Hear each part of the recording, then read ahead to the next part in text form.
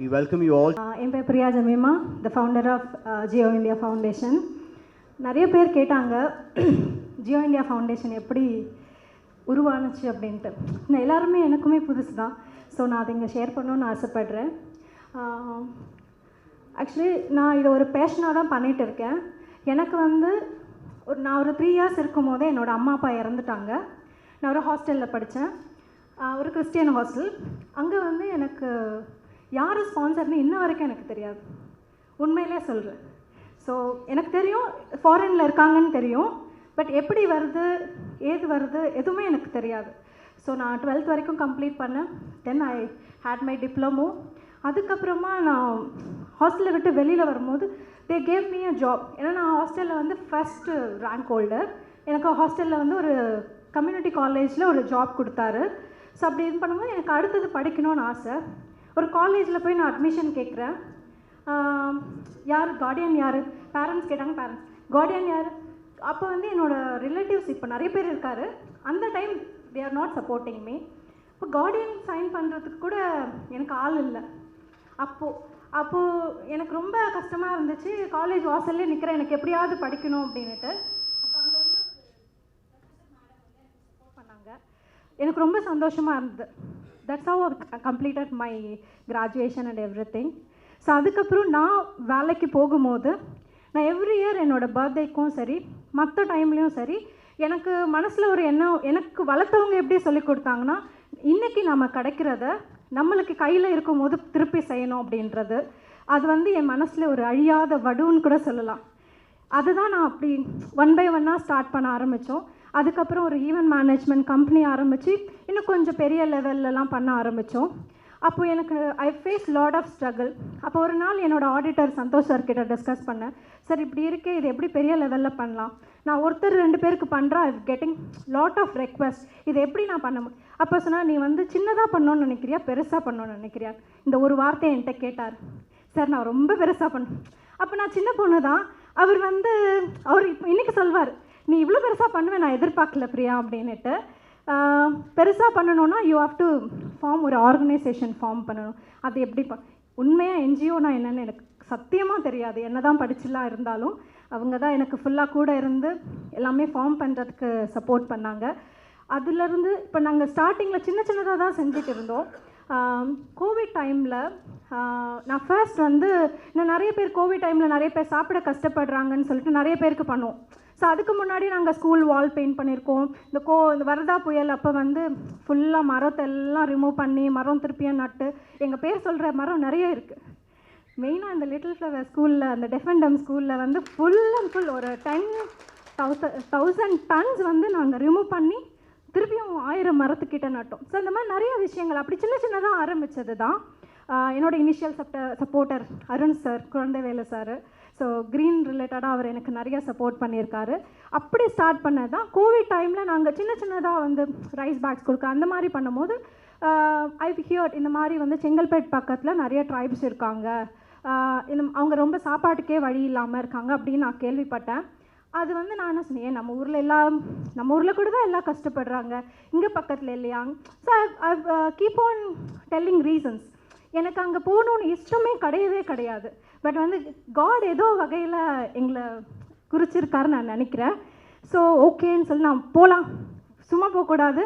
So போயிட்டு சும்மா rice அது கொடுத்துட்டு வரலாம். அப்படி தான் நான் அந்த ஒரு வில்லேஜுக்கு போனேன். அங்கே போனேன், நான் அந்த இடத்துல நான் அப்படியே உட்காந்துட்டேன். எனக்கு என்ன பண்ணுறதுனே தெரியல. We have done all the distribution. அதுக்கப்புறம் வீட்டுக்கு வந்துட்டோம். அன்றைக்கி நைட் எனக்கு தூக்கம் இல்லை. இப்படிலாம் வந்து ஜனங்க இருக்காங்க. நான் எப்படி அவங்கள பார்த்தேன்னா, தே ஸ்டேயிங் இன் அ ஹட். அந்த ஹட் வந்து மண்ணில் போட்டிருக்கும் ஹட்டு. அவங்க வந்து ரேட்லாம் சாப்பிடுவாங்க. உண்மையாக எனக்கு வந்து அதெல்லாம் ஒரு ஷாக்கிங் தான். இன்னுமே அவங்களோட ஏரியாவே எப்படி இருக்கும் பார்த்தீங்கன்னா, இட்ஸ் ரிசர்வ்டு ஏரியா. சுற்றியும் மலை இருக்கும், நடுவில் வில்லேஜ் இருக்கும், 50 ஃபேமிலி தான் இருப்பாங்க. ஸோ திஸ் இஸ் ஹவு அவங்களோட இந்த மாதிரி I have keep on visiting. அடுத்த விசிட் வந்து நாங்கள் பிளான் பண்ணோம். We have taken help. அங்கே ஒரு கோஆர்டினேட்டர் பிடிச்சோம். ஸோ இந்த மாதிரி 150 villages I have visited. So then I have decided I have to do something for those people அப்படின்னுட்டு. ஸோ நான் ஃபஸ்ட்டு ஒரு வில்லேஜில் ஒரு சின்னதாக வந்து ஒரு விமன் எம்பவர்மெண்ட் சென்டர் வந்து பிளான் பண்ணோம். அதுக்கு நம்ம அருண் அகர்வால் சார்லாம் சப்போர்ட் பண்ணியிருந்தாங்க. ஃபர்ஸ்ட் சின்னதாக ஒரு ஸ்டார்ட் பண்ணேன். அப்புறம் இன்னொரு வில்லேஜில் ஸ்டார்ட் பண்ண ஒரு women empowerment centre along with tuition centre. அதுக்கப்புறம் பிள்ளைங்களாம் ஸ்கூலுக்கு போகலன்னு நினச்சேன். 150 வில்லேஜஸ்லேயுமே ஈவினிங் டியூஷன்ஸ்க்காக நாங்கள் ஆளுங்களை பிடிச்சி அவங்களுக்கு மந்த்லி சேலரி இது பண்ணி ஸோ டியூஷன்ஸ் எடுக்கிறதுக்கு ஸ்டார்ட் பண்ணோம். அப்புறமா வந்து நான் தனஞ்சய் சார் கிட்ட பேசும்போது, சார் எனக்கு வந்து I have bigger vision. So சும்மா அங்கங்கே என்னால் பண்ண முடியல, ஏதாவது ஒரு ஸ்டாண்டர்டாக நம்மளுக்குன்னே ஒரு இது இருக்கணும், we have to bring people over there அப்படின்ற மாதிரி. So that's how German consulate people are. அவங்க எனக்கு சப்போர்ட் பண்ணி நான் அவங்கக்கிட்ட பேசும்போது என்னோடய பிளான் வந்து ஒரு ரெண்டட் ஆர் லீஸ்க்கு பிளேஸ் எடுத்து அங்கே டெவலப் பண்ணுற மாதிரி தான். ஸோ அப்படியும் சரி, அந்த ப்ராஜெக்ட் ப்ரப்போசல் ஆல்சோ ஓகே ஆகிடுச்சு. பட் நான் அடுத்தடுத்த ஸ்டெப்ஸ் எடுக்கும்போது ஹேவ் தாட், நம்ம எதுக்கு ரெண்டோ லீஸோ எதுக்கு 10 இயர்ஸ்க்கு ரன் பண்ணணுமா, it has to be life long அப்படின்றது. அப்போ என் ஹஸ்பண்ட் எங்களுக்கு வீடு வாங்கணுன்னே ஒரு பணம் வச்சுருந்தாரு, எனக்கு கொடுங்க நான் அவங்களுக்கு அப்புறமா எப்பயாவது தரேன் அப்படின்னுட்டு நான் ஒன்று சொல்வேன், my money is my money, your money also it's my money அப்படின்னு நான் அடிக்கடிக்கு சொல்வேன். கரெக்ட் தானே மேம்? எஸ். ஸோ அதனால் வந்து எவ்ரிதிங் இட்ஸ் மை மணி அப்படின்னுட்டு எனக்கு இடம் வாங்கி கொடுங்க அப்படின்னா அவங்க ஒரு 22 சென்ட்டில் ஒரு இடம் வாங்கி கொடுத்தாங்க. ஸோ அதில் வந்து வி ஹவ் பில்ட் அப். அதுக்கப்புறம் அது கம்ப்ளீட் பண்ணுறதுக்கும் அவர் தான் ஸ்பான்சர். ஸோ அது முடித்தோம். அதுக்கப்புறம் நாங்கள் அதில் வந்து tailoring machine, computer plus we are last year வந்து எங்களுக்கு சானிட்டரி நாப்கின் மேக்கிங் மிஷின் வந்து நாங்கள் லான்ச் பண்ணோம். ஸோ அது 1 இயராக சக்ஸஸ்ஃபுல்லாக நாங்கள் மேனுஃபேக்சரிங் பண்ணிகிட்டு இருக்கோம். அதுக்கு முழுக்க எனக்கு சப்போர்ட் பண்ண சாரதா ரமணி மேடம். ஸோ மேடமோட ஹஸ்பண்ட் இருக்காங்க.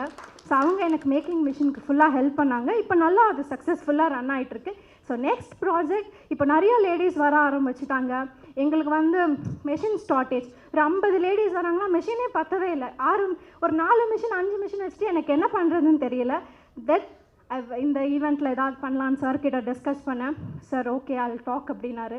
லாஸ்ட் மினிட் வரைக்கும் எனக்கு ஒரு பயம் கிடச்சிருமா அப்படின்னுட்டு. ஸோ அதே மாதிரி வென்யூ நிறைய இடத்துல நான் இது பண்ணேன். எனக்கு என்னடா எப்போவுமே நான் ஃபஸ்ட்லேயே முடிச்சிருவேனே, ஏன் இந்த வருஷம் மட்டும் இப்படி ட்ராக் ஆகுது அப்படின்னு. எனக்கு இவ்வளோ பியூட்டிஃபுல் வென்யூ, அது இந்த மாதிரி ஒரு நல்ல இடத்துல நீனா மேம் பற்றி ஐ ஹவ் ஹியர்ட் லாட். நான் உங்களை நிறைய ஃபேஸ்புக்கில் keep on following. So you are also doing lot of things.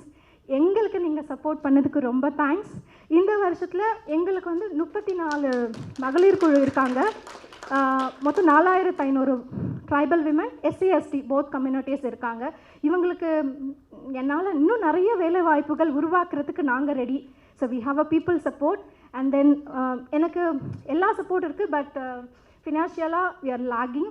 அது இல்லாமல் நெக்ஸ்ட் ப்ராஜெக்ட் பண்ணுறதுக்குமே வந்து சப்போர்ட் பண்ணுறதுக்கு வந்து ஏதாவது ஆள் நாங்கள் பார்த்துக்கிட்டே இருக்கோம். ஏன்னா I have to engage all those women's. So அவங்க வேலை செஞ்சால் தான் அப்படின்னு இது பண்ணுறது. அது இல்லாமல் நாங்கள் ட்ரைபல் விமனுக்கு எல்லா விதமான, நீ இதுதான் பண்ணுவியா அதுதான் அப்படி கிடையாது. அவங்களோட வீட்டு விசேஷத்துலேருந்து அவங்களுக்கு ஜாதி சான்றிதழ், பட்டா, வீடு கட்டி கொடுத்துருக்கோம். இது வரைக்கும் 34 வில்லேஜில் அவங்களுக்கு வீடு கட்டி கொடுத்தாச்சு.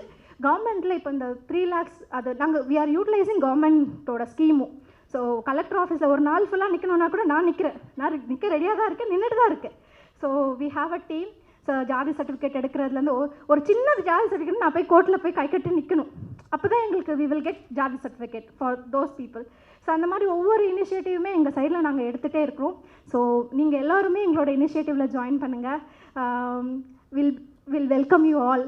இது ஓப்பன் டு ஆல். நான் தான் பண்ணணும்னு கிடையாது. இந்த மாதிரி ஒரு ஜனங்களையும் நம்ம வந்து லைஃப்பில் முன்னேறும் போது எனக்கு இன்னும் ஒரே ஒரு விஷயம் சொல்லணும். நான் ஏன் அந்த ஜனங்களுக்கு பண்ணுறேன் அப்படின்னா, நான் சென்னையில் எவ்வளோ சர்வீஸ் பண்ணியிருக்கேன் மற்றல, ஆனால் அவங்களுக்கு இருக்கிற அந்த நன்றி உள்ளம்னு சொல்லுவாங்க. So I have very much impress with those kids. நான் பூவே வைக்க மாட்டேன். அங்கே நான் ஓப்பனிங் அப்போ எனக்கு ஒரு பையன் காட்டில் போய் பூவெல்லாம் பறிச்சுட்டு அவங்க அம்மா கிட்ட நீ கட்டி கொடுக்கணும்னு சொல்லி எடுத்துகிட்டு வந்து நீங்கள் தலையில் வச்சே ஆகணும்னு நான் சொல்கிறேன். என்னால் நான் பூவே வச்சது கிடையாது அப்படின்ற இல்லை வந்து அழுகுறான்.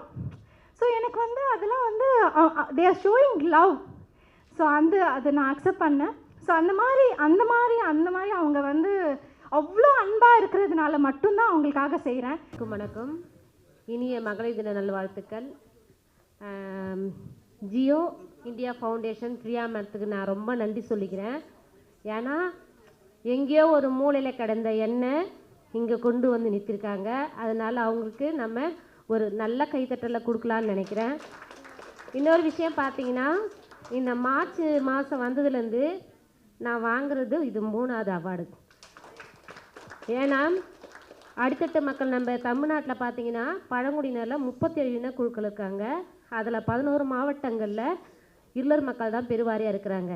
அது இல்லாமல் இப்போ நம்ம தமிழ்நாட்டுக்கே வந்து ஒரு 2 இருளர் வீரர்கள் வந்து பெருமை சேர்த்துருக்காங்க. அவங்களாம் தெரிஞ்சிருக்கோன்னு நான் நினைக்கிறேன். பார்த்தீங்கன்னா அவங்க பேர் மாசி சடையன், வடிவேல் கோபால். அமெரிக்காவில் ஃப்ளோரிடாவில் போயிட்டு வெள்ளைக்காரங்களால் பிடிக்க முடியாத 40 பைத்தான் பாம்புகளை 2 மாதத்தில் பிடிச்சாங்க. அவங்களுக்கு வந்து நம்ம மத்திய அரசு வந்து பத்மஸ்ரீ விருது வந்து அறிவிச்சிருக்காங்க. ஆளுநரும் வந்து அவங்கள பார்த்து பாராட்டியிருக்காங்க. நான் வந்து இந்த அவார்டை வந்து என்னுடைய அம்மாவுக்கு நான் முதல்ல டெடிகேட் பண்ணுறேன். நீங்கள் எல்லாம் பார்த்துருப்பீங்க. இன்னும் ஒரு 4 வரி மட்டும் எங்கள் ட்ரெடிஷ்னல் சாங்கை உங்களுக்கு நான் சமர்ப்பிக்கிறேங்க.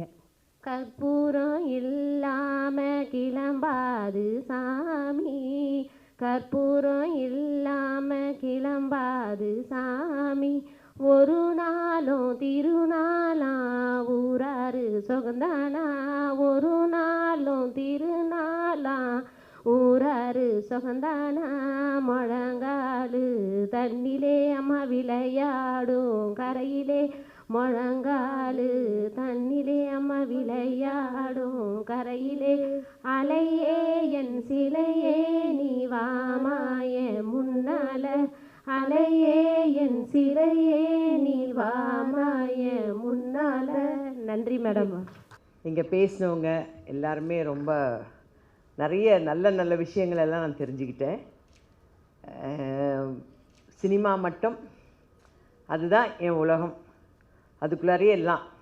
அது முடிஞ்சால் வீடு, இதை தவிர வேறு எதுவுமே எனக்கு வெளியில் அவ்வளோவா தெரியல. நிறைய தடவை வந்து இவங்க கூட கூப்பிட்ருக்காங்க, எது நிறைய ப்ரோக்ராம்ஸ் கூப்பிடுவாங்க, எதுக்குமே போக முடியறதில்ல. ஏன்னா எனக்கு வந்து என் குடும்பத்தை ரொம்ப பிடிக்கும். அதுக்கப்புறம் எனக்கு வேலை செய்கிற இடம் ரொம்ப பிடிக்கும். இதை 2த்தை தவிர வேறு எதுவுமே எனக்கு அவ்வளோ இன்ட்ரெஸ்ட் இல்லாமல் இருந்தது. ஆனால் இங்கே வந்தோடனே, அதுவும் வந்து நந்தகுமார் சார் வந்து இவ்வளோ விஷயங்கள் பேசும்போது நான் அவர் ஏதோ சாதாரணமாக ஒரு பையன் அப்படின்னு நினச்சிட்டேன். சாரிப்பா, சாரி. ஆனால் அவர் பேச ஆரம்பித்தோடனே தான் இவ்வளோ நிறைய நல்ல விஷயங்கள் எல்லாம் தெரிஞ்சுக்கிட்டேன். அதே மாதிரி சுவாமிஜி பேசும்போது ஏதோ சாமியை பற்றி பேசுவார் அப்படின்னு நான் நினச்சேன். ஆனால் பட் எஸ், நம்ம எந்த ஃபோர்ஸில் பந்தை எறிகிறோமோ அந்த ஃபோர்ஸில் தான் திரும்பி வரோங்கிறத ஒரு அழகாக ஒரு கதை சொன்னார். ரொம்ப சந்தோஷமாக இருந்தது. அப்புறம் முதல்ல டான்ஸ் பண்ண பாப்பா வந்து, அதாவது நமக்கு எவ்வளோ கொடுத்தாலும், நம்மக்கிட்ட வந்து ஒரு மாதத்துக்கு 1 லட்ச ரூபா கொடுத்தாலையும் நம்ம குடும்பம் நடத்துவோம். இந்த மாதம் 1000 ரூபான்னு சொன்னாலும் குடும்பம் நடத்துவோம். அதுக்கு எக்ஸாம்பிளாக இந்த மேடை அவங்களுக்கு பத்தாது. அவங்க அந்த வளைவை வச்சுட்டு ஆடுறது இந்த மேடை பத்தாது. அப்படி ஒரு ரவுண்டு வரணும். ஆக்சுவலாக இவ்வளோ பெருசு தேவை. ஆனாலும் இந்த மேடையிலே அவ்வளோ அழகாக ஆடினாங்க. எனக்கு டான்ஸை பற்றிலாம் ஒன்றும் தெரியாதுங்க, சும்மா நடிக்கிறது தான். அது எவ்வளோ அழகாக ஆடினாங்க, நான் அப்படியே வியந்து பார்த்துக்கிட்டு இருந்தேன்.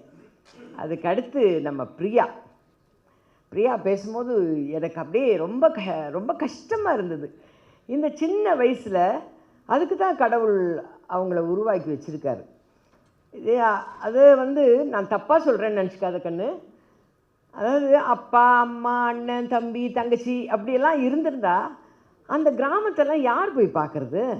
நீ உங்கள் வீட்டுக்குள்ளேயே இருந்திருப்ப, உங்கள் அப்பா அம்மாவை பார்த்துருப்ப, உன் அண்ணன் தங்கச்சிங்களை பார்த்துருப்ப, அப்படியே கல்யாணம் பண்ணி ஜார்ஜ் மாதிரி ஒரு நல்ல பிள்ளைய கல்யாணம் பண்ணி அப்படியே செட்டில் அப்படியே போயிருப்பேன். ஆனால் உனக்கு வலியை வந்து கடவுள் சின்னதுலேயே கொடுத்துட்டார். அந்த வலி தான் இன்றைக்கி நீங்கள் இத்தனை கிராமத்தை வந்து அண்டர்டேக் பண்ணிவிட்டு எத்தனை பேர்கிட்ட போய் நீங்கள் கேட்டிருப்பீங்கிறத வந்து என்னால் உணர முடிஞ்சுது. நீங்கள் சொல்லும் போது, சார் நான் இந்த மாதிரி பண்ணுறேன், அதுக்கு வந்து சிஓ சார், நம்ம சந்தோஷ் சார் வந்து உங்களுக்கு இப்படி பண்ணுமா, இப்படி ஆரம்பிமா அப்படின்னு சொல்லி இவ்வளோ தூரம் கொண்டாந்து நிறுத்தி, மேடம் வந்து I will join with you அப்படின்னு சொல்ல வச்சுருக்கிறதுனா அதுக்கு காரணம் உங்களுக்கு சின்ன வயசில் ஏற்பட்ட வலி. எந்த ஒரு விஷயமும் காரணம் இல்லாமல் நடக்காதுங்கிறதுக்கு பிரியாலாம் ஒரு எக்ஸாம்பிள் தான். இந்த சின்ன வயசில் ஏதோ நமக்கு வந்துதா போனோமா நம்ம பார்த்தோமா நம்ம லைஃப்னு இல்லாமல் அது போய் தேடி அந்த பூ கொடுத்த குழந்தைய இன்ன வரலும் நினச்சி பார்க்குதுன்னா அதுதான் கிரேட். That is great. இதெல்லாம் அந்த மாதிரி நிறைய மக்கள் இருக்காங்க. நாங்கள் அவுடோர் ஷூட்டிங் போகும்போது பார்க்குறது தான் அந்த மக்கள் எல்லாம். உண்மையிலே நான் அதை தான் சொல்வேன். நான் என் பிள்ளைங்களுக்கு சொல்கிறது என்னென்னா, எனக்கு ஒரு பொண்ணு தான், ஆனால் நடிக்கிற பிள்ளைங்கள்லாம் என் பிள்ளைங்க தான். எப்படி இந்த தம்பியை என் பிள்ளை மாதிரி நடிச்சிட்டனோ தம்பியே, அந்த மாதிரி எல்லாருமே தான். நான் ஒன்று தான் சொல்லுவேன், இந்த பாரு ஐயோ நான் ஷூட்டிங்கில் கஷ்டப்படுறேன் சம்பாதிக்கிறேன் என்னை யாருமே ரியலைஸ் பண்ண மாட்டேன், அதெல்லாம் நீ நினைக்கவே நினைக்காது. இந்த காலத்தில் பிள்ளைங்க நீங்கள் எல்லாரும் வளர்ந்து வரும்போது அப்பா அம்மாவுக்காக சொத்து பத்தெல்லாம் நீங்கள் கொடுக்கவே வேணாம், காசு பணம் கூட கொடுக்க வேணாம், ஒரு படி சோறு கூட நீங்கள் போட வேண்டாம். நீங்கள்லாம் கல்யாணம் பண்ணி வாழ்க்கையில் சந்தோஷமாக இருக்கிறோம், ஒரு ஃபோன் பண்ணி அம்மா நல்லா இருக்கியாம்மான்னு கேட்டால் அப்பா நாங்கள் நல்லா இருக்கோம்ப்பா சந்தோஷமாக இருக்கிறோன்னு சொல்கிறீங்க பாருங்கள், அந்த ஒரு வார்த்தை தான் நீங்கள் பேரண்ட்ஸ்க்கு செய்கிறது. அதே மாதிரி ஒரு சின்ன நன்றி உணர்வோடு நடந்துக்குங்க.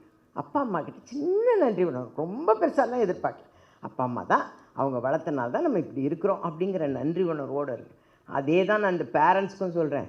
உங்கள் பிள்ளைங்களை நீங்கள் நல்லா வளருங்க, அவங்களுக்கு வேண்டியதெல்லாம் வாங்கி கொடுங்க, கடனை உடனே வாங்கி கொடுத்தாது அவங்கள சந்தோஷப்படுத்துங்க.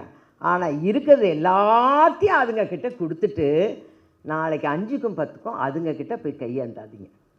அதை விட கேவலம், அதை விட கஷ்டம் வேறு எதுவுமே இருக்காது.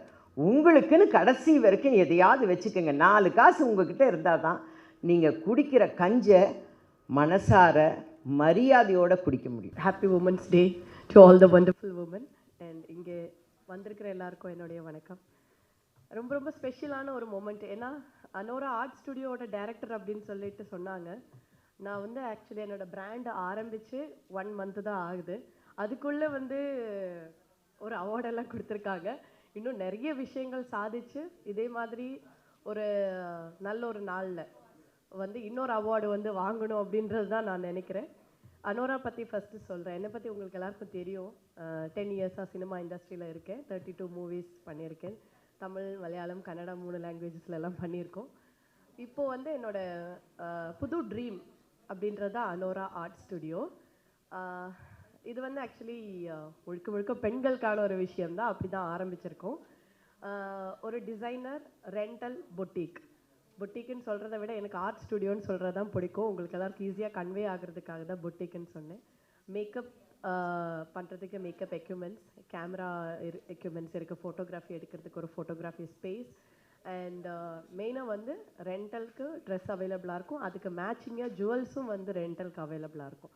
இப்போ மோஸ்ட்லி இது காமன் பீப்புளுக்கு எப்படி கனெக்ட் ஆகும்னா, இப்போ ஒரு ஃபங்க்ஷனுக்கு போகணும், திடீர்னு லாஸ்ட் மினிட்டு தான் டிசைட் பண்ணுவாங்க நாளைக்கு என்ன வேர் பண்ணணும் அப்படின்னு சொல்லிட்டு. ஸோ அப்படி இருக்கும்போது நம்ம ஸ்டுடியோவில் we have a nice collections of lehenga, sari, blouses, Indo western, casuals, party wears இந்த மாதிரி இருக்கும்.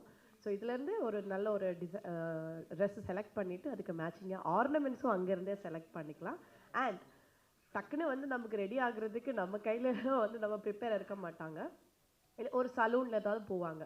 பட் அதுக்குன்னு அங்கேருந்து கிளம்பி வேற ஒரு இடத்துக்கு போகிறத விட அங்கேயே ரெடி ஆகுறதுக்கு we have a makeup space also. On காலில் மேக்கப் ஆர்டிஸ்ட் அவைலபிளாக இருக்கும். And most of the time நம்ம எல்லோரும் நினைக்கும், ஒரு அழகான ட்ரெஸ்ஸு போட்டுட்டு போயாச்சு, அந்த டே ஒரு நல்ல ஃபோட்டோ எடுக்கலப்பா, மறந்தே போயிட்டேன் அப்படின்னுலாம் நினைக்கும். பட் நம்ம ஸ்டுடியோவில் நம்ம எல்லோரும் ரெடி ஆகிட்டதுக்கப்புறம் அங்கே we have a photography space with a cameraman அங்கே இருக்கும். ஸோ இது சினிமா பீப்புளுக்கு எப்படி கனெக்ட் ஆகும்னா, they have reality shows, events, anchors ஹோஸ்டிங்க்கு போகும்போது, சேனல் ப்ரோக்ராம்ஸ் எல்லாம் ரெகுலராக நடந்துட்டு இருக்கும்போது they can take rental from us. So we have inbuilt collections எல்லாமே இருக்குது. சைதாப்பேட்டில் தான் அனோரா ஆர்ட் ஸ்டுடியோ இருக்குது. ஸோ இது என்னோட நியூ வெஞ்சர். இதுக்கு நீங்கள் எல்லோரும் சப்போர்ட் பண்ணணும் அப்படின்னு ஆசைப்பட்றேன். அண்ட் மோர் ஓவர் ரொம்ப காஸ்ட் எஃபெக்டிவ் தான். இப்போ ஒரு ஃபங்க்ஷனுக்கு போகணும், ஒரு லெஹெங்கா போட்டு போகணும், இல்லை ஒரு கல்யாணத்துக்கு ஒரு பட்டு சேலை போட்டு போகணுன்னா அந்த ஒரு ஈவெண்ட்டுக்காக நிறைய லம்சம் அமௌண்ட் வேஸ்ட் பண்ண வேண்டாம். ஒரு காஸ்ட் எஃபெக்டிவான ஒரு அமௌண்ட்டில் அந்த ஈவெண்ட்டில் போட்டுட்டு நீங்கள் அழகாக போயிடலாம். அதே மாதிரி ரிட்டர்ன் பண்ணிக்கலாம். And with reasonable price, like starting from 2.5 இருக்குது, 2.5 மீன்ஸ் $2,500 இருக்குது. ஸோ இது ஒரு என்ன சொல்கிறது, ஃபர்ஸ்ட் ஆஃப் ஆல் நான் தாட் பண்ணது என்னென்னா, பீயிங் எ டான்ஸர் என்கிட்ட நிறைய டான்ஸ் கலெக்ஷன்ஸ் இருந்தது. ஸோ அதை வச்சு வந்து ஸ்டார்ட் பண்ணலாம் அப்படின்னு தான் ஒரு ஐடியா வந்தது. அண்ட் இது வந்து ஒரு லாக்டவுனில் வந்த ஒரு விஷயம். அதர் தென் தட் இது என்னன்னா ஒரு we have an option called இப்போ வெட்டிங் சாரீஸ் எல்லாமே வந்து நிறைய பேர் ஒன் டைம் யூஸ் பண்ணிட்டு வச்சுருப்பாங்க.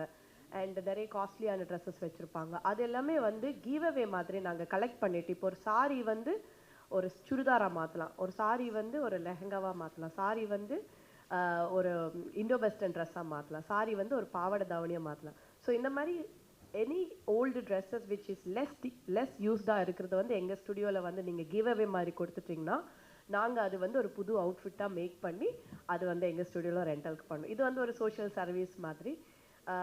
இது போக வந்து இன்றைக்கி எனக்கு ரொம்ப சந்தோஷமான விஷயம் என்னென்னா, பிரியா பற்றி நான் கண்டிப்பாக சொல்லி தான் ஆகணும். லாக்டவுனுக்கு முன்னாடி வந்து அவங்கள எனக்கு தெரியும். We attended a marathon function. So அன்னைக்கு வந்து எப்படி பேசினாங்களோ அதே மாதிரி அப்படியே இருக்காங்க. அண்ட் எனக்கு தெரிஞ்ச அப்போலேருந்து அந்த ஃப்ரெண்ட்ஷிப் வந்து மெயின்டைன் பண்ணிட்டு இருக்காங்க.